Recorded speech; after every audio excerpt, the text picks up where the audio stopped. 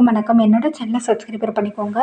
அதாவது பார்த்தீங்கன்னா, ஆகஸ்ட் 4ஆம் தேதி நம்ம வந்து கார்த்திகை தீப சீரியல்ல என்ன நடக்குது அப்படின்னு சொல்லிட்டு பார்க்கலாமாங்க.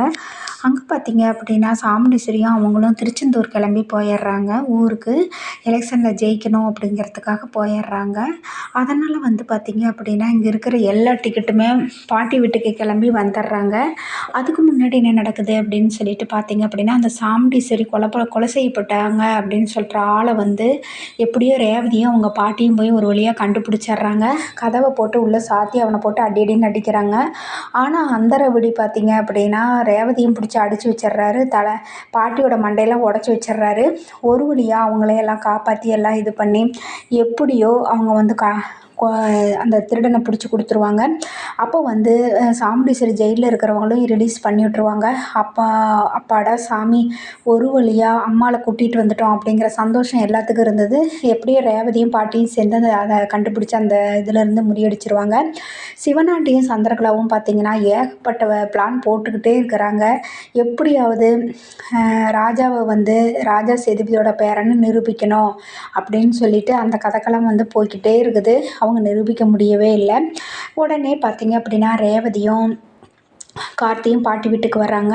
பாட்டி அப்படிங்கிறாங்க, வாடா வாடா தங்கம் அப்படின்னு சொல்லி பாட்டி ரொம்ப சந்தோஷம், வாங்க வாங்க அப்படின்னு சொல்கிறாங்க. பாட்டி உடம்பு பரவாயில்லையா, தலையில் காயம் அப்படி பத்தெல்லாம் போட்டிருக்காங்க, அப்படி பிளாஸ்திரி போட்டிருக்கிறாங்க. அதெல்லாம் நல்லா இருக்கும் குழந்த, எனக்கு என்ன கவலை, என்ன ஒரு கொஞ்ச நாள் ஆச்சுன்னா எல்லாம் சரியாக போயிடும் அப்படி இப்படிங்கிறாங்க. எப்படியோ நீங்கள் கஷ்டப்பட்டதுனால தான் பாட்டி இந்த மாதிரி அவனை கண்டுபிடிச்சி அம்மா இது பண்ணணும். ஆனால் அம்மா கொஞ்சம் கூட குற்றுணர்ச்சியே இல்லை. நீங்கள் இவ்வளோ தூரம் உசுரை பணையம் வச்சு காப்பாற்றி கொடுத்துருக்குறீங்க. அம்மா உங்களுக்கு ஒரு நன்றி கூட சொல்லிங்கிறாங்க. அவள் யார், என் மருமக, விடு, அவள் ஜெயிக்கணும், அது ஒன்று தான் என்னோடய குறிக்கோள். அவள் என்கிட்ட நன்றி சொன்ன என்ன சொல்லாட்டி என்ன அப்படிங்கிறாங்க.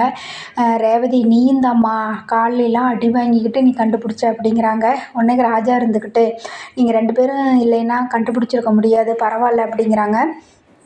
சரி, அம்மா திடீர்னு வந்திருக்கிறீங்கங்கிறாங்க. அதை ஏன் கேட்குறீங்க பாட்டி, அம்மாவும் சித்தியும் திருச்செந்தூர் போயிட்டாங்க, 2 நாளைக்கு வரமாட்டாங்க, அதனால் ஜாலியாக உங்கள் கூட தான் நாங்கள் இருந்துட்டு போகிறோங்கிறாங்க. பின்னாடி காரில் பார்த்தீங்கன்னா அவங்களோட, அதாவது நம்ம ரேவதியோட அப்பா 3 பிள்ளைங்க எல்லாம், சுவாதி, துர்கா எல்லாமே இறங்கி வரங்கிறாங்க. பெரிய மாப்பிள்ளையும் வர்றாரு. எல்லாம் வந்தோடனே அப்படியே அவங்க அப்பா அப்படியே ஐயோ என் பையன் வந்துட்டான் அப்படின்னு சொல்லிட்டு இவங்க சந்தோஷப்படுறாங்க. அவர் அப்படியே அந்த வீட்டை தொட்டு கும்பிட்டுட்டு, எத்தனை வருஷம் ஆச்சு அப்படின்னு சொல்லிட்டு ரொம்ப ஃபீலிங்கோட, ஐயோ ராஜா வந்துட்டியா, ராசாதி ராசா அப்படி இப்படின்லாம் சொல்லி அப்படியே நெகிழ்ந்து போகிறாங்க ஒரு தாயா. அம்மா என்னை மன்னிச்சிருமா, இத்தனை நாளாக உன்னை தவிக்க விட்டுட்டேன் அப்படி இப்படின்னு சொல்லிட்டுருக்குறாங்க. உடனே அங்கே இருக்கிறவங்க எல்லாருமே வந்து பார்த்திங்கன்னா சந்தோஷமாக, பாட்டி, ஏய் ரேவதி, நீ பாட்டில் உங்கள் வீட்டுக்காரனை கூட்டிக்கிட்டு முன்னாடி வந்துட்டில்ல, ஜாலியாக எங்களையெல்லாம் விட்டுட்டுங்கிறாங்க, நீங்களும் தான் சொல்லாமல் கொள்ளாமல் வந்திருக்கிறீங்க அப்படி இப்படிங்கிறாங்க. உடனே வந்துட்டு, ஏய் பொய் சொல்லாத அப்படின்னு சொல்லிட்டு சுவாதி எல்லாம் கிண்டல் பண்ணிக்கிட்டு துரத்தி ஓடுறாங்க. எல்லோரும் சுற்றிக்கிட்டு போய் தொட்டுக்கிட்டு அப்படியே விளையாண்டுட்டு இருக்கிறாங்க. அதை பார்த்த உடனே பாட்டி வந்து கன்னத்தில் கை வச்சுட்டு, அடாடா, இந்த கண்கொள்ளா காட்சியெல்லாம் நான் எத்தனை வருஷமாக மிஸ் பண்ணிட்டேன். ஒரு நல்லது கெட்டது இப்படின்னா, ஒரு தீபாவளி, பொங்கல் இந்த மாதிரிலாம் இருந்தால் எல்லார் வீட்லேயும் பேரன் பேத்தியெல்லாம் அப்படியே கொஞ்சறதை பார்த்துட்டு, நம்ம வீட்டில் எப்போ இப்படிலாம் வருவாங்க, அப்படிலாம் நான் ஆசைப்பட்ருக்கிறேன் அப்படி இப்படின்னு சொல்லி ரொம்ப ஃபீல் பண்ணுவாங்க. அம்மா, நீ ரொம்ப ஃபீல் பண்ணாத, 2 குடும்பம் ஒன்று சேர்ந்துருங்கிறாங்க.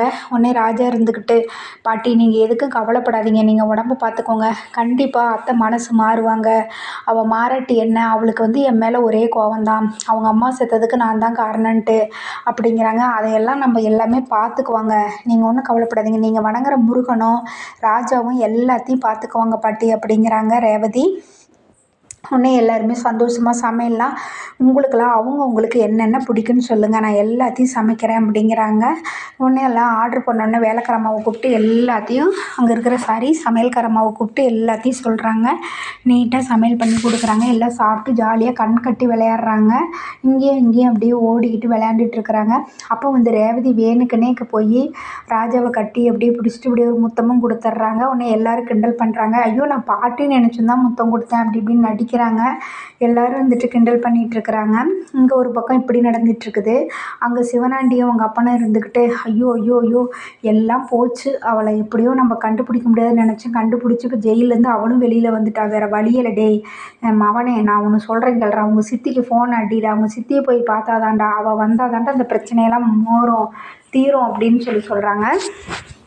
சரிப்பா அப்படின்ட்டு ஃபோன் பண்ணுறாங்க. அங்கே பார்த்தீங்கன்னா நம்மளோட சித்தியா வந்து வராங்க. பார்த்திபா வந்து செய்தி வாசிப்பாளராக இருந்தவங்க தான் சித்தி வேஷம் போட்டிருக்காங்க. ஒரு மாதிரி நல்லா அவங்க வந்து ஒரு ஒரு கெட்டப்பாக வச்சுட்டு உட்காந்துட்ருக்காங்க. உடனே சொல்லுமா உடனே அப்படிங்கிறாங்க. சித்தி உங்களை என்ன ரொம்ப நாளாக ஆச்சு ஃபோனே பண்ணுறதில்ல, இப்போ என்னமோ அதிசயமாக ஃபோன் பண்ணியிருக்கிற அப்படி இப்படிங்கிறாங்க. அப்படிலாம் இல்லை, நிறைய வேலையாக இருந்துட்டேங்கிறாங்க. எனக்கு ஒரு பிரச்சனை, அதனால தான் உன்னை நேரில் வந்து சரி வா அதுக்கு என்ன கிடக்குது நேரில் வா அப்படிங்கிறாங்க. அங்கே நேரில் போகும்போது முன்னாடி ஒரு சீன் காட்டுறாங்க. அதாவது வந்து வட்டிக்கு விட்டு வசூல் பண்ணுவாங்க போல்.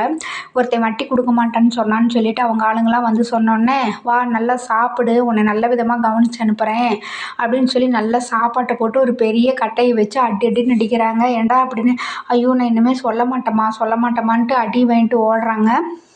உடனே சிவனாண்டி வந்தவுடனே வாப்பா மாவனே அப்படிங்கிறாங்க. உடனே அங்கே நடந்ததை பூரா சொல்லி இப்படி தலைவருக்கு நிற்கிறேன், இப்படி ஜெயிக்க முடியுமான்னு தெரியல, அந்த சாமுண்டீஸ்வரி ரொம்ப திமிரு பிடிச்சவ, அவளை நான் பார்த்துக்கிறேன், என்கிட்ட வந்து என்னை நம்பி வந்துட்டு இல்லை நான் பார்த்துக்கிறேன்ட்டு இப்போ புதுசாக ஒருத்தங்களை இறக்கி கதைகளம் போய்கிட்டு இருக்குது. அதோட எபிசோடை முடிக்கிறாங்க. அடுத்து இன்றைக்கி என்ன நடக்க போகுதுன்னு நம்ம வெயிட் பண்ணி பார்ப்போங்க. நன்றி, வணக்கம்.